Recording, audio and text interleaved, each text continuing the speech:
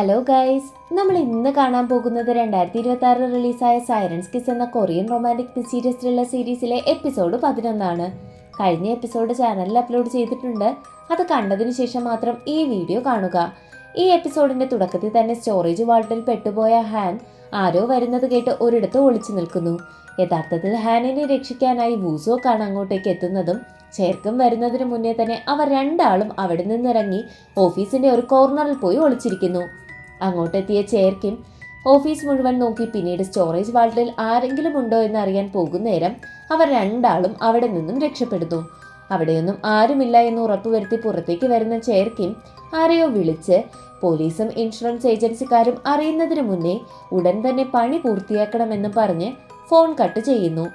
അവിടെ നിന്നും രക്ഷപ്പെട്ട് കാറിലിരിക്കുന്ന ഹാൻ തന്റെ അച്ഛൻ വരച്ച ആ ഫാമിലി ചിത്രം അവിടെ താൻ കണ്ടുവെന്നും അവരെ ഞാൻ വെറുതെ വിടില്ല എന്നും വൂസോക്കിനോട് പറയുന്നു. പിറ്റേന്ന് റോയൽ ഓപ്ഷൻ കമ്പനിയിൽ ഓപ്ഷൻ നടക്കുന്നതിന്റെ പ്രിപ്പറേഷൻസ് നടക്കുന്നു. എന്തോ ഒന്ന് മനസ്സിലുറപ്പിച്ച ഹാൻ വരികയും അപ്പോൾ അങ്ങോട്ടേക്ക് വൂസോക്കും എത്തുന്നുണ്ട്. ഇതേസമയം പോലീസുകാർ എല്ലാവരും അത്യാവശ്യമായി എങ്ങോട്ടോ പോകുന്നതും കാണിക്കുന്നു. അങ്ങനെ ലേലം തുടങ്ങുന്നു. അങ്ങനെ ചേർക്കം കാണിച്ചു കൊടുത്ത 7 ബില്യണോളം വില വരുന്ന ആ മാസ്റ്റർ പീസ് പെയിന്റിങ്ങിനെ പറ്റി ഹാൻ അങ്ങനെ പറഞ്ഞുകൊണ്ടിരിക്കുകയും എന്നാൽ അവസാനം ഈ പെയിന്റിംഗ് പീസ് ഒതന്റിക് അല്ല എന്നും ഇത് ഫേക്ക് ആണെന്നും ഇതിന് ലേലത്തിൽ വെക്കുന്നില്ല എന്നും ഹാൻ പറയുന്നത് കേട്ട് അവിടെ ഉണ്ടായിരുന്ന എല്ലാവരും ഞെട്ടുന്നു. അപ്പോൾ വൂസോക്ക് അവിടെ നിന്നും പോവുകയും അങ്ങോട്ട് വന്ന പോലീസിനെയും കൊണ്ട് ചേർക്കിമിന്റെ സ്റ്റോറേജ് റൂമിലേക്ക് പോകുന്നു. ഹാൻ താൻ ഇന്നലെ ആ സ്റ്റോറേജ് വാൾട്ടിൽ പോയപ്പോൾ പകർത്തിയ വീഡിയോസ് സ്ക്രീനിൽ കാണിക്കുന്നുണ്ട്. ഇതൊക്കെ കണ്ട് ചേർക്കിമിന് ദേഷ്യം വരികയും അവർ മുകളിൽ നിന്നും താഴേക്കിറങ്ങി ഹാനിനെ തല്ലാൻ വരുന്നു.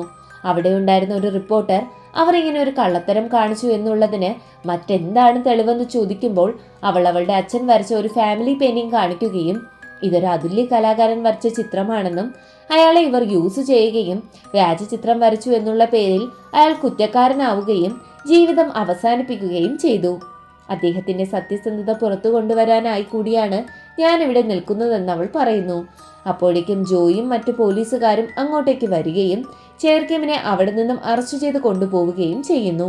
ഇതൊക്കെ കഴിഞ്ഞ് ആ പെയിന്റിംഗ് നോക്കി നിൽക്കുന്ന ഹാനിനടുത്തേക്ക് വൂസോക്കും ജൂനിയർ പോലീസ് ഓഫീസറും എത്തുകയും ഈ പെയിന്റിംഗ് ഇവിടെ നിന്നും മാറ്റി ഈ റൂം സീൽ ചെയ്യാൻ പോവുകയാണെന്ന് വൂസോക്ക് പറയുമ്പോൾ എന്നാൽ ഈ പെയിന്റിങ്ങിന്റെ മാത്രം അവകാശിയെ നിങ്ങൾക്ക് ഡോക്യുമെന്റ്സിൽ കാണാൻ കഴിയില്ല, അതെന്റെ അച്ഛനാണെന്നും പോലീസുകാരനോട് ഹാൻ പറയുന്നത് കേട്ട് വൂസോക്ക് ഈ പെയിന്റിംഗ് മാത്രം ഹാനിന് കിട്ടുന്ന രീതിയിൽ എന്തെങ്കിലും ഒന്ന് ചെയ്യാൻ പോലീസുകാരനോട് പറയുന്നു.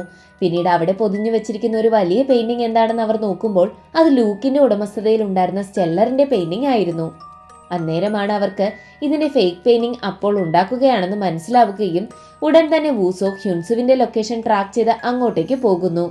ഇതേസമയം ചേർക്കിം അറസ്റ്റിലായ വിവരമറിഞ്ഞ ഹ്യുൻസു പെയിന്റുകാരെ വിളിച്ച് ഉടൻ തന്നെ അവിടെ നിന്ന് പോകാനും വർക്ക്ഷോപ്പിന്റെ കാര്യം ഞാൻ നോക്കിക്കോളാം എന്നും പറഞ്ഞ് അവൻ അങ്ങോട്ടേക്ക് പോകുന്നുണ്ട്.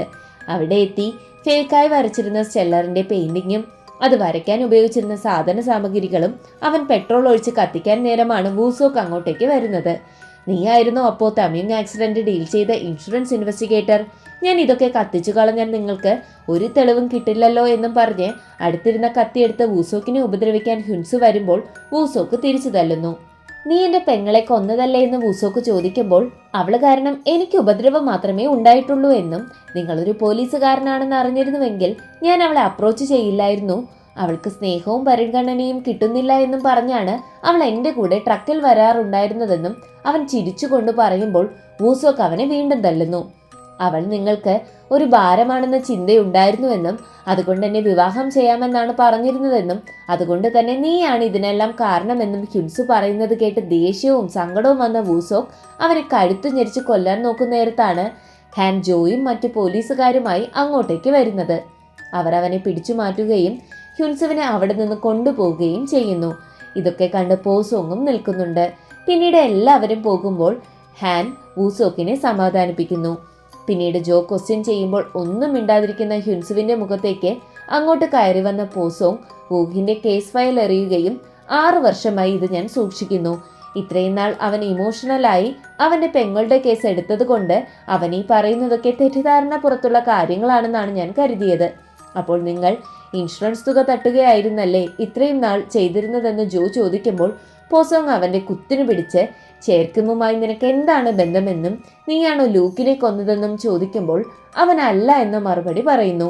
അപ്പോൾ വൂഹിയെ കൊന്നതും കിമിയുൻജയെ കൊന്നതും നീയാണോ എന്ന് അയാൾ ചോദിക്കുമ്പോൾ അവൻ മറുപടിയൊന്നും നൽകുന്നില്ല. പിന്നീട് വീട്ടിൽ ഹാൻ ഫുഡ് കുക്ക് ചെയ്യുകയും വൂസോക്കിനെ ഓക്കെ ആക്കാനായി നിർബന്ധിപ്പിച്ച് അവനെ കൊണ്ട് ഫുഡ് കഴിപ്പിക്കുകയും ചെയ്യുന്നുണ്ട്. പോലീസ് സ്റ്റേഷനിൽ കിമിയുൻജയുമായുള്ള ചേർക്കിമിന്റെ ഒരു ടെക്സ്റ്റ് മെസ്സേജ് കണ്ട് അതവർ വായിച്ചു നോക്കുന്നു. തന്റെ അച്ഛൻ താൻ പറഞ്ഞത് കേട്ട് നിങ്ങൾ ന്യൂയോർക്കിൽ നിന്നും ഇമ്പോർട്ട് ചെയ്തെന്ന് പറഞ്ഞ ആ പെയിന്റിംഗ് ലേലത്തിൽ വാങ്ങുകയായിരുന്നു.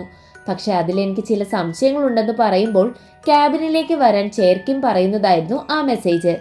താൻ 2 തവണ ചെക്ക് ചെയ്യാൻ കൊടുത്തപ്പോഴും തന്റെ വീട്ടിൽ ഇപ്പോഴുള്ള ആ പെയിന്റിംഗ് ഫേക്ക് ആണെന്നാണ് അറിഞ്ഞതെന്നും ഇതെന്റെ അച്ഛൻ അറിഞ്ഞാൽ എന്താണ് ഉണ്ടാവുക എന്നും നിങ്ങൾക്കറിയുമോ എന്ന് ചോദിക്കുമ്പോൾ നീ എന്നെ ഭീഷണിപ്പെടുത്തുകയാണോ എന്ന് ഒരു കൂസലുമില്ലാതെ ചേർക്കിം കിംയൂൻജയോട് ചോദിക്കുന്നു.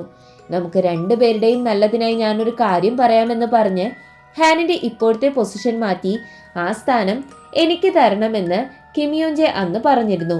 അപ്പോൾ കിമ്മിനെ കൊല്ലാൻ ചേർക്കിമിന് കാരണമുണ്ടായിരുന്നു എന്ന് പോലീസുകാർ പറയുന്നത് കാണിച്ച് വക്കീലിന്റെ സാന്നിധ്യത്തിൽ ചേർക്കിമിനെ ക്വസ്റ്റ്യൻ ചെയ്യുന്ന പോസോങ്ങിനെയും ജോയെയും കാണിക്കുന്നു. തമീൻ ഗ്രൂപ്പിലെ പെയിന്റിങ്ങുകൾ എങ്ങനെ സ്റ്റോറേജ് റൂമിൽ എത്തിയെന്ന് ചോദിക്കുമ്പോൾ അവരുടെ മാനേജ്മെന്റ് ശരിയല്ലാത്തത് കൊണ്ട് അത്രയും വിലപിടിപ്പുള്ള പെയിന്റിങ്സ് ഞങ്ങൾ സൂക്ഷിച്ചു വെച്ചതാണെന്ന് വക്കീൽ പറയുകയും ചേർക്കിം അതിന് തലയാട്ടുകയും ചെയ്യുന്നുണ്ട്. അപ്പോൾ സ്റ്റെല്ലർ എന്ന പെയിന്റിംഗിൽ നിങ്ങൾ എന്തിനാണ് സൂക്ഷിച്ചതെന്ന് ചോദിക്കുമ്പോൾ അതിന്റെ ഓണർ മരിക്കുകയും അതിന്റെ കേസ് തീരുന്നത് വരെ അത് സേഫായി ഇരിക്കാനായി അവിടെ കൊണ്ടുവച്ചതാണെന്നും അവർ മറുപടി പറയുന്നു.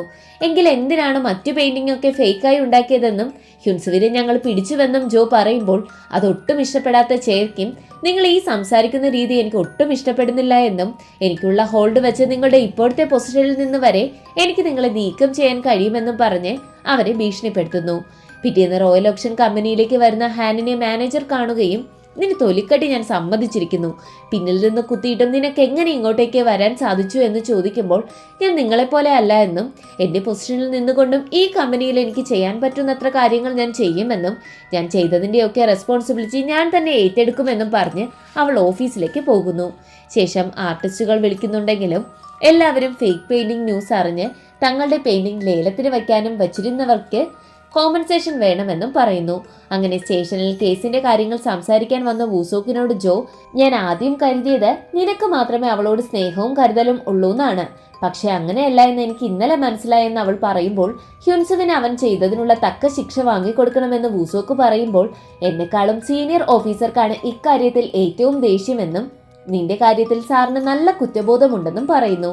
ഒരു പെയിന്റിങ്ങിന് വേണ്ടി ചേർക്കിം കിംയൂൻജയെ കൊല്ലുമെന്ന് നിനക്ക് തോന്നുന്നുണ്ടോ എന്നും പോരാത്തതിന് ആ സമയത്ത് ഹ്യുൻസു ഇവിടെ ഉണ്ടായിരുന്നില്ലല്ലോ എന്നും അവൻ പറയുമ്പോൾ എനിക്ക് പക്ഷേ യുൻഹോക്കിനെ സംശയമുണ്ട്.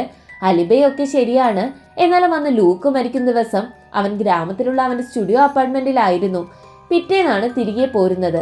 പോരാത്തതിന് അവൻ അവിടെ തന്നെയായിരുന്നു എന്നുള്ളതിന് CCTV ദൃശ്യങ്ങളും ഉണ്ട്. എന്നിരുന്നാലും യുൻഹോക്കിനെ എനിക്ക് ഇപ്പോഴും സംശയമാണെന്നും ജോ പറയുന്നു. അവിടുന്ന് ഹാനുമായി സംസാരിച്ചിരിക്കുന്ന യുൻഹോക്കിനെ കാണിക്കുന്നു. എനിക്കിപ്പോൾ മനസ്സിലായി നീ എന്തുകൊണ്ടാണ് വൂസോക്കുമായി എല്ലാം ഷെയർ ചെയ്തതെന്ന്. കാരണം ചേർക്കിമിനെ അറസ്റ്റ് ചെയ്യാൻ സഹായിക്കാൻ എനിക്ക് ചിലപ്പോൾ കഴിയുമായിരുന്നില്ല എന്ന് അവൻ പറയുമ്പോൾ അങ്ങനല്ല, ഞങ്ങളുടെ 2 ആളുടെയും ലക്ഷ്യങ്ങൾ ഇടയ്ക്ക് വെച്ച് ഒന്നായതുകൊണ്ടാണെന്നും ആളുകളെ ഒരുപാട് മനസ്സിലാക്കിയ ആളെന്ന നിലയ്ക്ക് വൂസോക്ക് എങ്ങനെയുള്ള ആളായാണ് നിനക്ക് തോന്നുന്നതെന്നും ഹാൻ യുൻഹോക്കിനോട് ചോദിക്കുമ്പോൾ അവൻ സെന്റർ ഓഫ് അട്രാക്ഷൻ ആണ്, എല്ലാം സ്ട്രെയിറ്റ് ഫോർവേഡായും ബോൾഡായും പറയുന്ന ആൾ. എന്നിൽ നിന്നും തികച്ചും ഓപ്പോസിറ്റ്. ഞാനാണെങ്കിൽ എപ്പോഴും ഫ്രെയിമിന് വെളിയിൽ നിൽക്കുന്ന ആളാണ്. ഞാൻ ഇത്രയും നാൾ അതൊന്നും ശരിയല്ല എന്ന് കരുതി, പക്ഷേ എനിക്കിപ്പോൾ ബോധ്യമായി തുടങ്ങിയെന്നും അവൻ പറയുമ്പോൾ അതെന്താണെന്ന് ഹാൻ ചോദിക്കുന്നുണ്ടെങ്കിലും അവൻ ഉത്തരം കൊടുക്കാതെ നീ ഒരുപാട് കഷ്ടപ്പെട്ടല്ലേ ഇതുവരെ എത്തിയത്, നിന്റെ അച്ഛൻ്റെ ഫോട്ടോസ് അപ്പോൾ നിനക്ക് തന്നെ കിട്ടുമല്ലോ എന്ന് അവൻ പറയുമ്പോൾ ചേർക്കിം നിസ്സാരക്കാരിയല്ല, അവരെന്ത് വേണമെങ്കിലും ചെയ്യാൻ മടിക്കാത്ത സ്ത്രീയാണെന്ന് ഹാൻ പറയുന്നത് കേട്ട് നീ അതോർത്ത് പേടിക്കണ്ട, അതെല്ലാം വഴിയേ ശരിയാകുമെന്ന് യുൻഹോക്ക് പറയുന്നു. പിറ്റേന്ന് റിമാൻഡ് കഴിഞ്ഞിറങ്ങുന്ന ചേർക്കിം കമ്പനിയിലേക്ക് വരുന്ന കാര്യം സോയ ഹാനിനെ അറിയിക്കുന്നു. ഹെൽത്ത് ഇഷ്യൂസ് പറഞ്ഞും വലിയ ലീഗ് ടീമിന്റെ സഹായത്താൽ ചേർക്കിം പോയതിനെ പറ്റി പോലീസുകാരും സംസാരിക്കുന്നു. മദ്യപിച്ച് സ്റ്റോറേജ് റൂമിലിടുന്ന ചേർക്കിമിനെ കാണാൻ അങ്ങനെ ഹാൻ വരുന്നു. അവളെ കണ്ട് നീ ഇത്രയും നാൾ ഇവിടെ ജോലി ചെയ്ത് അച്ഛന് വേണ്ടി നീ പ്രതികാരം വീട്ടുകയായിരുന്നോ എന്ന് അവളോട് ചോദിക്കുമ്പോൾ ഞാൻ നിങ്ങളിൽ നിന്നാണ് ഇതൊക്കെ പഠിച്ചതെന്ന് ചിരിച്ചുകൊണ്ട് മറുപടി നൽകുന്നു.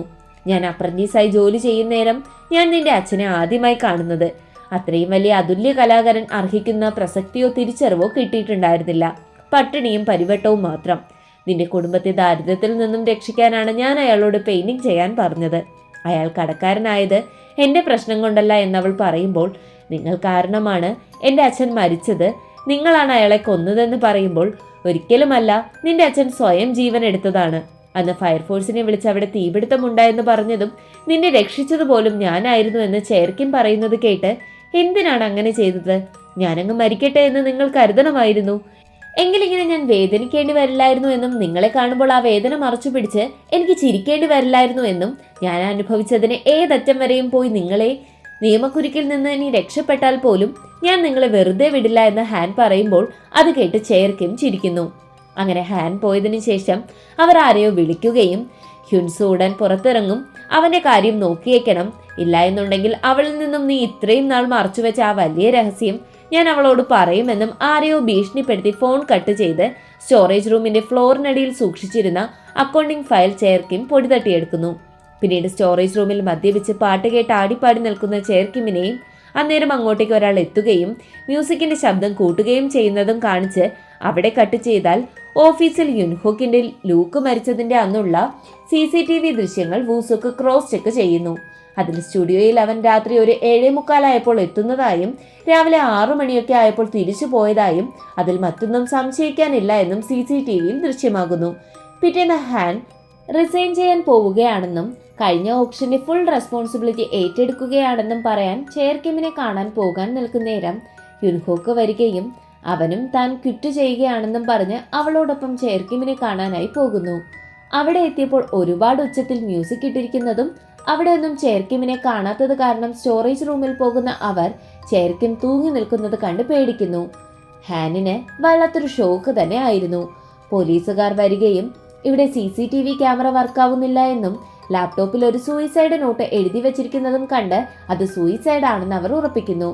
പിന്നീട് ഇതൊക്കെ ആലോചിച്ച് സോങ്സൺ അന്ന് കൊടുത്തയച്ച ആ വൈനും കുടിച്ച ഹാൻ അവളുടെ വീട്ടിലിരിക്കുമ്പോഴാണ് വൂസോക്ക് അങ്ങോട്ടേക്ക് വരുന്നത്. ഞാൻ ഇങ്ങനെയൊക്കെ ആകുമെന്ന് പ്രതീക്ഷിച്ചില്ല. ചേർക്കിം ഒരിക്കലും ആത്മഹത്യ ചെയ്തതായിരിക്കില്ല. കാരണം അവരോട് ഞാൻ ഇന്നലെ സംസാരിച്ചപ്പോൾ പോലും അവർക്കൊരു തരി കുറ്റബോധം പോലും ഇല്ലായിരുന്നു. ഇന്നലെ അപ്പോൾ അവിടെ മറ്റാരോ വന്നിട്ടുണ്ടായിരിക്കണം. കാരണം ചേർക്കിം എല്ലാം എഴുതി സൂക്ഷിക്കുന്ന ആളാണ്. അവർ ഒരിക്കലും അങ്ങനെ ഒരു ആത്മഹത്യയെക്കുറിപ്പ് ലാപ്ടോപ്പിൽ തയ്യാറാക്കില്ല.